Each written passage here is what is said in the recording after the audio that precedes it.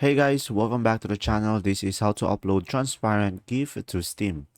So first thing that you will do is simply go ahead and tap on your name on the top right corner of the screen.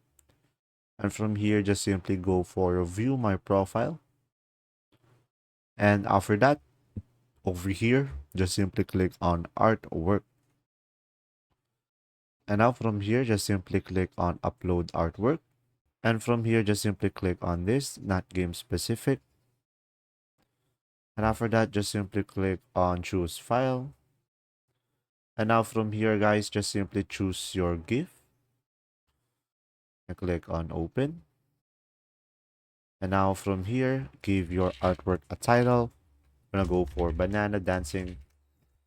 And you can also add a description over here. Joyful, let's say. And you can add whatever you prefer. And down below, you can set the visibility. You can go for friends only, private, unlisted. It will be depending on you. And from here, just make sure to check this box and click on save and continue. And there you go. If this video was helpful, please like and subscribe, and thanks for watching.